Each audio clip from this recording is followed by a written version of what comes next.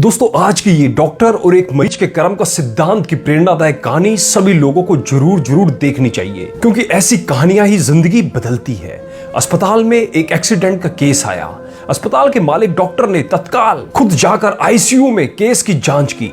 2-3 घंटे के ऑपरेशन के बाद डॉक्टर बाहर आया और अपने स्टाफ को कहा कि इस व्यक्ति को किसी प्रकार की कोई कमी या फिर तकलीफ ना हो और उसे इलाज व दवा के पैसे ना लेने के लिए भी कहा। तकरीबन 15 दिन तक मरीज अस्पताल में रहा।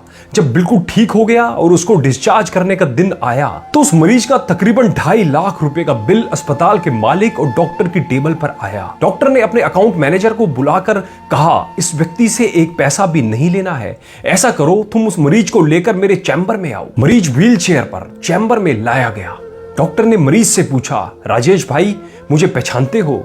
मरीज ने कहा, लगता तो है कि मैंने आपको कहीं देखा है। डॉक्टर ने कहा, याद करो, अंदाजन 2 साल पहले सूर्यास्त के समय शहर से दूर उस जंगल में तुमने गाड़ी ठीक की थी। उस रोज मैं परिवार सहित पिकनिक मनाकर लौट रहा था कि अचानक कार में से धुआं निकलने लगा और गाड़ी बंद हो गई। कार एक तरफ खड़ी कर हम लोगों ने चालू करने की कोशिश की, परंतु कार चालू नहीं हुई। अंधेरा थोड़ा थोड़ा गिरने लगा था। चारों ओर जंगल और सुनसान था। परिवार के हर सदस्य के चेहरे पर चिंता और भय की लकीरें दिखने लगी थी और सब भगवान से प्रार्थना कर रहे थे कि कोई मदद मिल जाए। थोड़ी ही देर में चमत्कार हुआ। बाइक के ऊपर तुम आते दिखाई पड़े।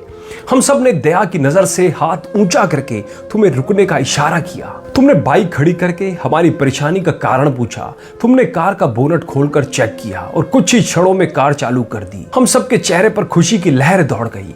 हमको ऐसे लगा कि जैसे भगवान ने आपको हमारे पास भेजा है, क्योंकि उस सुनसान जंगल में रात गुजारने के ख्याल मात्र से ही हमारे रोंगटे खड़े हो रहे थे। तुमने मुझे बताया था कि तुम एक गैराज चलाते हो। मैंने तुम्हारा आभार जताते हुए कहा था कि रुपया पास होते हुए भी ऐसी मुश्किल समय में बहुत बार मदद भी नहीं मिलती। तुमने ऐसे कठिन समय में हमारी मदद की। इस मदद की कोई कीमत नहीं है, यह अमूल्य है। परंतु फिर भी मैं पूछना चाहता हूं कि आपको कितने पैसे दूं? उस समय तुमने मेरे आगे हाथ जोड़कर जो शब्द कहे थे वह शब्द मेरे जीवन की प्रेरणा बन गए हैं। तुमने कहा था कि मेरा नियम और सिद्धांत है कि मैं मुश्किल में पड़े व्यक्ति की मदद के बदले कभी कुछ नहीं लेता।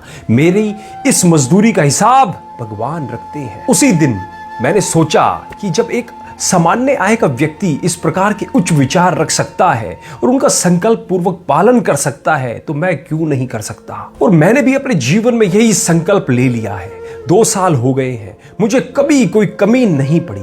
अपेक्षा पहले से भी अधिक मिल रहा है। यह अस्पताल मेरा है, तुम यहाँ मेरे मेहमान हो और तुम्हारे ही बताए हुए नियम के अनुसार मैं तुमसे कुछ भी नहीं ले सकता। ये तो भगवान की कृपा है कि उसने मुझे ऐसी प्रेरणा देने वाले व्यक्ति की सेवा करने का मौका मुझे दिया। ऊपर वाले ने तुम्हारी मजदूरी का हिसाब रखा और वो हिसाब आज उसने चुका दिया। मेरी मजदूरी का हिसाब भी ऊपर वाला रखेगा और कभी जब मुझे जरूरत होगी वो जरूर चुका देगा। डॉक्टर ने राजेश से कहा, तुम आराम से घर जाओ और कभी भी कोई तकलीफ हो तो बिना संकोच के मेरे पास आ सकते हो। राजेश ने जाते हुए चैम्बर में रखी भगवान कृष्ण की तस्वीर के सामने हाथ जोड़कर कहा कि हे प्रभु, आपने आज मेरे कर्म का पूरा हिसाब ब्याज समेत चुका दिया। दोस्तों, सदैव याद रखें कि एक बार भगवान चाहे माफ भी कर दे, परंतु कर्मों का हिसाब चुकाना ही पड़ता है। दोस्तों, इस कहानी को ज्यादा से ज्यादा सभी प्लेटफॉर्म पर शेयर जरूर कर देना, जिससे लोगों की मानसिकता बदल सके और वो भी अच्छा कार्य करने के लिए प्रेरित हो सके, क्योंकि अच्छे कर्म ही हमेशा काम आते हैं। धन्यवाद।